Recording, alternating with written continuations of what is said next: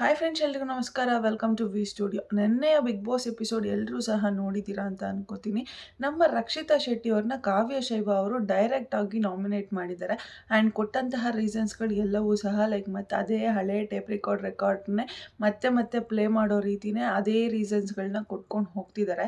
Actually big boss ಮನೆಯಲ್ಲಿ nomination ಪ್ರಕ್ರಿಯೆ ಅನ್ನೋದು ಪ್ರತಿ ವಾರ ನಡೆಯುವಂತಹ ಒಂದು ಪ್ರೋಸೆಸ್ಸು. ಪ್ರತಿ ವಾರ ಒಬ್ಬೊಬ್ಬ ಕಂಟೆಸ್ಟೆಂಟ್ನ ಎಲ್ಲರೂ ಕೂಡ ನಾಮಿನೇಟ್ ಮಾಡೇ ಮಾಡ್ತಾರೆ. ಬಟ್ ನಾಮಿನೇಟ್ ಮಾಡುವಾಗ ಲಾಸ್ಟ್ ವೀಕಲ್ಲಿ ಏನಾದರೂ ಮಿಸ್ಟೇಕ್ಸ್ಗಳನ್ನು ಮಾಡಿದರೆ ಈ ವೀಕು ಅವರನ್ನು ನಾಮಿನೇಟ್ ಮಾಡಬೇಕಾಗುತ್ತೆ. ಈ ವೀಕ್ ಮಾಡುವಂಥ ಮಿಸ್ಟೇಕ್ಸ್ಗಳಿಗೆ ನೆಕ್ಸ್ಟ್ ವೀಕು ಅವರು ನಾಮಿನೇಟ್ ಮಾಡಬೇಕಾಗುತ್ತೆ. ಈ ರೀತಿ ಮಾಡ್ಕೊಂಡು ಹೋದರೆ ಒಂದು ಒಳ್ಳೆ ಪ್ರೊಸೀಜರ್ಸ್ನ ಕಂಟೆಸ್ಟೆಂಟ್ಗಳು ಫಾಲೋ ಮಾಡ್ತಿದ್ದಾರೆ ಅಂತಲೇ ಹೇಳ್ಬೋದು. ರಾಶಿಕಾ ಅವರಾಗಿರ್ಬೋದು, ರಘು ಅವರಾಗಿರ್ಬೋದು, ಧನುಷ್ ಅವರಾಗಿರ್ಬೋದು, ಕಂಟೆಸ್ಟೆಂಟ್ಗಳನ್ನ ನಾಮಿನೇಟ್ ಮಾಡ್ಬೇಕಾದ್ರೆ ಒಂದಷ್ಟು ರೀಸನ್ಸ್ಗಳನ್ನ ಕೊಟ್ಟರು. ನೆನ್ನೆ ರಘು ಅವ್ರು ಹೇಳ್ತಾರೆ, ನನ್ನ ಕ್ಯಾಪ್ಟನ್ಸಿ ಬಗ್ಗೆ ರಾಶಿಕಾ ಮಾತಾಡಿದ್ಲು, ಬಟ್ ಲಾಸ್ಟ್ ವೀಕ್ ಅವಳು ಕ್ಯಾಪ್ಟನ್ ಆದಾಗ ಅವಳು ಯಾವ ರೀತಿ ಕ್ಯಾಪ್ಟನ್ ಮಾಡಿದ್ಲು, ವರ್ಸ್ಟ್ ಕ್ಯಾಪ್ಟನ್ಸಿ ಮಾಡಿದ್ಲು ಅಂತ ಹೇಳಿ ರಘು ಅವರು ಲಾಸ್ಟ್ ವೀಕ್ ಅದನ್ನು ತಗೊಂಡು ಈ ರೀತಿ ರಾಶಿಕಾ ಅವ್ರನ್ನ ನಾನು ನಾಮಿನೇಟ್ ಮಾಡ್ತಾ ಇದ್ದೀನಿ ಅಂತ ಹೇಳಿ ರೀಸನನ್ನು ಕೊಟ್ಟರು. ಆ್ಯಂಡ್ ಧನುಷ್ ಅವರು ಕೂಡ ಲಾಸ್ಟ್ ವೀಕ್ ರಾಶಿಕಾ ಕ್ಯಾಪ್ಟನ್ಶಿಪ್ ಅಷ್ಟೊಂದು ಏನು ಚೆನ್ನಾಗಿರಲಿಲ್ಲ, ಅವಳು ಇನ್ನೂ ಬೆಟರಾಗಿ ಮಾಡಬೇಕಾಗಿತ್ತು ಅನ್ನುವಂಥ ರೀಸನ್ಸನ್ನು ಇಟ್ಕೊಂಡು ರಾಶಿಕಾ ಅವ್ರನ್ನ ನಾಮಿನೇಟ್ ಮಾಡಿದ್ರು. ಆ್ಯಂಡ್ ರಾಶಿಕಾ ಅವರು ಕೂಡ ಧನುಷ್ ಅವ್ರನ್ನ ಲಾಸ್ಟ್ ವೀಕಲ್ಲಿ ಧನುಷ್ ಅವ್ರು ಎಲ್ಲೋ ಒಂದು ಕಡೆ ಓವರಾಗಿ ಮಾತಾಡೋಕ್ಕೆ ಟ್ರೈ ಮಾಡ್ತಿದ್ದಾರೆ ಅಂತ ಅನ್ನಿಸ್ತಿದೆ. ಅವ್ರು ಏನಲ್ವೋ ಅದನ್ನು ಪೋರ್ಟ್ರೇ ಮಾಡೋಕ್ಕೆ ಟ್ರೈ ಮಾಡ್ತಿದ್ದಾರೆ ಅಂತ ಅನ್ನಿಸ್ತಿದೆ ಅಂತ ಹೇಳಿ ಒಂದಷ್ಟು ರೀಸನ್ಸ್ಗಳನ್ನ ಕೊಟ್ಟು ಧನುಷ್ ಅವ್ರನ್ನ ನಾಮಿನೇಟ್ ಮಾಡಿದ್ಲು. ಸೊ ಈ ವೀಕ್ ಏನಾದರೂ ಮಿಸ್ಟೇಕ್ಸ್ ನಾವು ಮಾಡಿದರೆ ಆ ಮಿಸ್ಟೇಕ್ಸ್ಗಳನ್ನ ಇಟ್ಕೊಂಡು ನೆಕ್ಸ್ಟ್ ವೀಕ್ ನಾಮಿನೇಷನನ್ನು ಮಾಡಬೇಕು. ಸೊ ಆ ರೀತಿ ಆಟನ ಆಡೋ ಬದಲು ಕಾವ್ಯ ಅವರು ಯಾವ ರೀತಿ ಬಿಗ್ ಬಾಸ್ ಮನೆಯಲ್ಲಿ ಇದ್ದಾರೆ, ಯಾವ ರೀತಿ ಕಂಟೆಸ್ಟೆಂಟ್ಗಳನ್ನ ನಾಮಿನೇಟ್ ಮಾಡ್ತಿದ್ದಾರೆ ಅನ್ನೋದೇ ಅರ್ಥ ಆಗ್ತಿಲ್ಲ. ಒಂದು ಪರ್ಸ್ನಲ್ ಗ್ರಜ್ಜಸನ್ನು ಇಟ್ಕೊಂಡು ನಾಮಿನೇಟ್ ಮಾಡೋ ರೀತಿ ಎವಿಡೆಂಟಾಗಿ ಕಾಣಿಸ್ತಿದೆ. ಯಾಕೆ ಅಂತಂದರೆ ಬಿಗ್ ಬಾಸ್ ಮನೆಯಲ್ಲಿ ಲಾಸ್ಟ್ ವೀಕ್ ರಕ್ಷಿತಾ ಅವ್ರು ಇರಲೇ ಇರಲಿಲ್ಲ.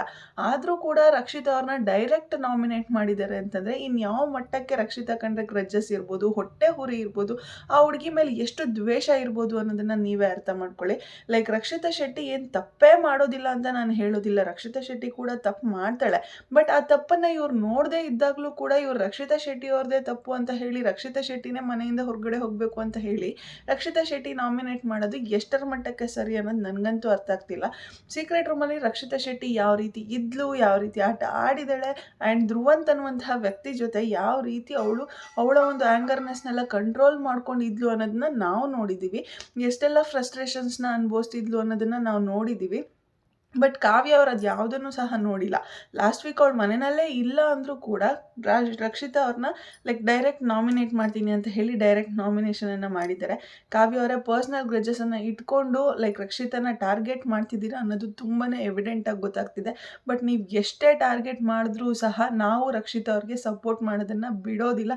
ಯಾಕೆ ಅಂದರೆ ನನ್ನ ಪ್ರಕಾರ ಬಿಗ್ ಬಾಸ್ ಮನೆಯ ಒಂಟಿ ಸಲಗ ಅಂತಂದರೆ ಅದು ರಕ್ಷಿತಾ ಶೆಟ್ಟಿ ಅಂತಲೇ ಹೇಳ್ಬೋದು.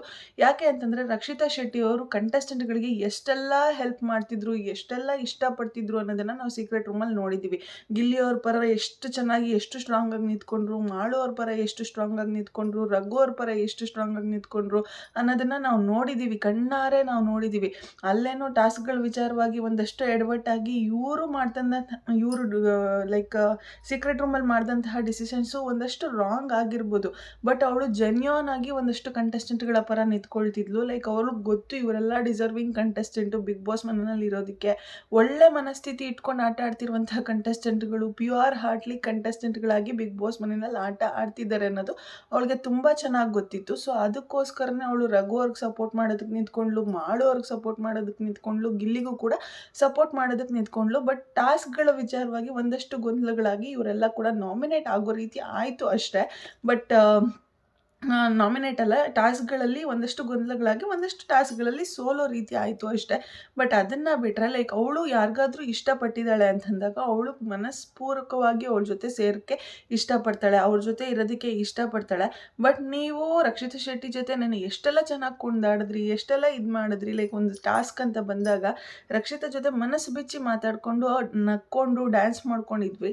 ಬಟ್ ಒಂದು ಪರ್ಸ್ನಲ್ ಗ್ರಜ್ಜಸ್ ಅನ್ನೋದು ಎಷ್ಟು ಚೆನ್ನಾಗಿ ಸಾಧಿಸ್ತಿದ್ದೀರಾ ಅಂತಂದರೆ ಅವಳನ್ನೇ ಡೈರೆಕ್ಟಾಗಿ ನಾಮಿನೇಟ್ ಕೂಡ ಮಾಡ್ತೀರಾ. ಆ್ಯಂಡ್ ರಕ್ಷಿತಾ ಶೆಟ್ಟಿ ಹೇಳ್ತಾಳೆ ನಿಮ್ಮ ಬಗ್ಗೆ, ನಾವು ಟಿ ವಿನಲ್ಲಿ ನೋಡ್ಬೇಕಾದ್ರೆ ನೀವು ತುಂಬ ಒಳ್ಳೆಯವ್ರ ಥರ ಕಾಣಿಸ್ತೀರಾ, ಬಟ್ ಒಳಗಡೆ ಬಿಗ್ ಬಾಸ್ ಮನೆ ಒಳಗಡೆ ಇದ್ದಾಗ ನಿಮ್ಮನ್ನು ನೋಡಿದ್ರೆ ನೀವು ಒಂಥರ ಬೇರೆ ರೀತಿಯೇ ಕಾಣಿಸ್ತಿದ್ದೀರಾ ಅಂತ ಹೇಳ್ತಿದ್ರೆ. ಸೊ ನೀವು ಡಬಲ್ ಸ್ಟ್ಯಾಂಡರ್ಡ್ ಆಗಿ ಎಷ್ಟೆಲ್ಲ ನಾಟಕಗಳನ್ನ ಮಾಡ್ತಿದ್ದೀರಾ ಅನ್ನೋದು ಆ ಹುಡುಗಿ ಅಬ್ಸರ್ವ್ ಮಾಡಿದ್ದಾಳೆ. ಆ್ಯಂಡ್ ನಿಮ್ಮ ಮುಖವಾಡನ ರಕ್ಷಿತಾ ಶೆಟ್ಟಿ ಖಂಡಿತವಾಗ್ಲೂ ಬಿಚ್ತಾಳೆ ಅಂತ ಹೇಳಕ್ಕೆ ಇಷ್ಟಪಡ್ತೀನಿ. ಆ್ಯಂಡ್ ನಾವೆಲ್ಲರೂ ಕೂಡ ರಕ್ಷಿತಾ ಶೆಟ್ಟಿ ಅವ್ರಿಗೆ ಖಂಡಿತವಾಗ್ಲೂ ಸಪೋರ್ಟ್ ಮಾಡ್ತೀವಿ.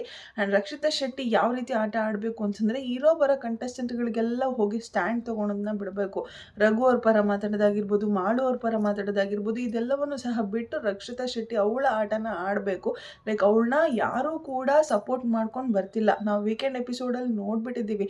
ಸುದೀಪ್ ಅವರು ಒಂದಷ್ಟು ಸ್ಟೇಟ್ಮೆಂಟ್ಸ್ಗಳನ್ನ ಮಾಡಿ ರಕ್ಷಿತಾ ಅವ್ರ ಬಗ್ಗೆ ಕೇಳ್ಕೊಂಡು ಹೋದಾಗ ಎಲ್ಲರೂ ಕೂಡ ರಕ್ಷಿತಾ ಶೆಟ್ಟಿಗೆ ಉಲ್ಟಾ ಹೊಡೆದ್ರೆ ಹೊರತು ಯಾರೂ ಕೂಡ ರಕ್ಷಿತಾ ಶೆಟ್ಟಿ ಕರೆಕ್ಟ್ ಅಂತ ಹೇಳಿ ರಕ್ಷಿತಾ ಶೆಟ್ಟಿ ಪರವಾಗಿ ನಿಂತ್ಕೊಂಡಿಲ್ಲ.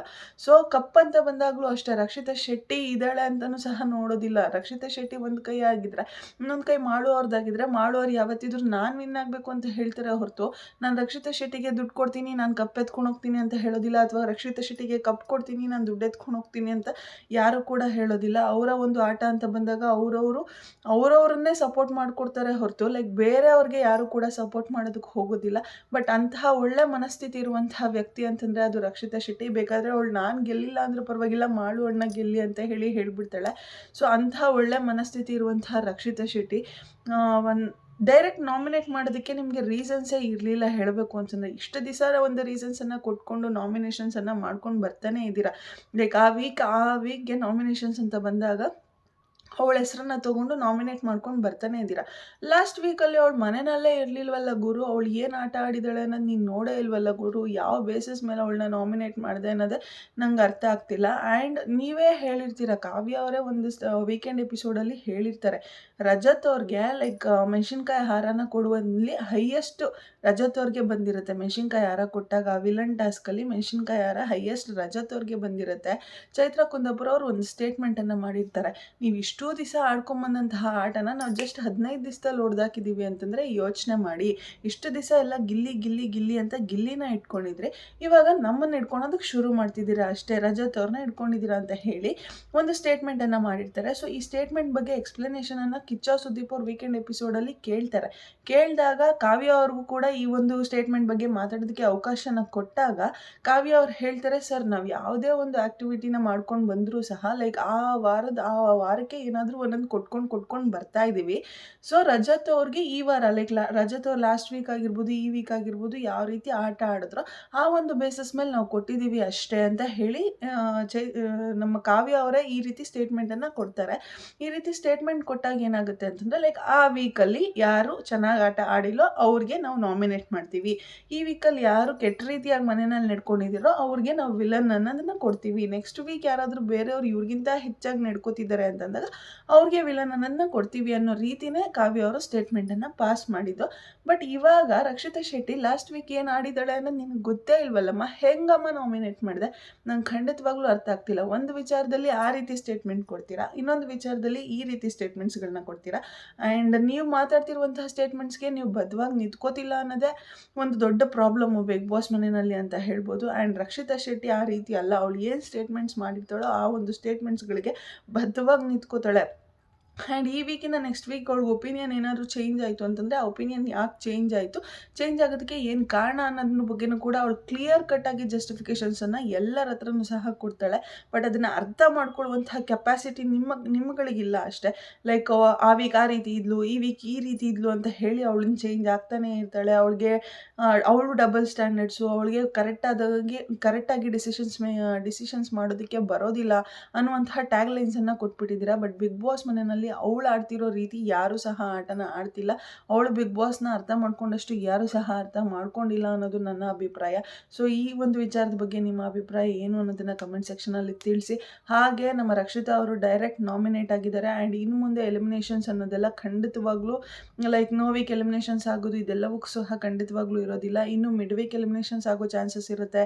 ಆ್ಯಂಡ್ ಇಬ್ಬರು ಮೂವರು ಕಂಟೆಸ್ಟೆಂಟ್ ಬಿಗ್ ಬಾಸ್ ಮನೆಯಿಂದ ಎಲಿಮಿನೇಟ್ ಆಗಿ ಒಟ್ಟಿಗೆ ಹೋಗುವಂಥ ಚಾನ್ಸಸ್ ಕೂಡ ಜಾಸ್ತಿ ಇರುತ್ತೆ. ಸೊ ಯಾರು ಕೂಡ ರಿಸ್ಕ್ ತೊಗೊಳ್ಳೋದಕ್ಕೆ ಹೋಗಬೇಡಿ. ನಮ್ಮ ರಕ್ಷಿತಾ ಶೆಟ್ಟಿ ಅವ್ರಿಗೆ ಎಷ್ಟು ಆಗುತ್ತೋ ಅಷ್ಟು ಕೂಡ ಸಪೋರ್ಟ್ ಮಾಡಿ. ನಿಮ್ಮ ಪ್ರತಿಯೊಂದು 99 ಓಟ್ಸನ್ನು ರಕ್ಷಿತಾ ಶೆಟ್ಟಿ ಅವ್ರಿಗೆ ಹಾಕಿ ಅಂತ ಹೇಳ್ತಾ ಇವತ್ತಿನ ಈ ವಿಡಿಯೋನ ಇಲ್ಲಿಗೆ ಎಂಡ್ ಮಾಡ್ತಾ ಇದ್ದೀನಿ. ಯಾರಿಗೆಲ್ಲ ವಿಡಿಯೋ ಇಷ್ಟ ಆಗಿದೆ ಪ್ಲೀಸ್ ಲೈಕ್ ಮಾಡಿ, ಶೇರ್ ಮಾಡಿ, ಕಮೆಂಟ್ ಮಾಡಿ. ಹಾಗೆ ಯಾರೆಲ್ಲ ಇನ್ನೂ ನನ್ನ ಚಾನಲ್ಗೆ ಸಬ್ಸ್ಕ್ರೈಬ್ ಮಾಡ್ದಿರೋ ವಿಡಿಯೋನ ನೋಡಿದಿರೋ ಪ್ಲೀಸ್ ಬೇಗ ಬೇಗ ಸಬ್ಸ್ಕ್ರೈಬ್ ಮಾಡ್ಕೊಳ್ಳಿ. Thank you so much. Love you all. Take care. Bye bye.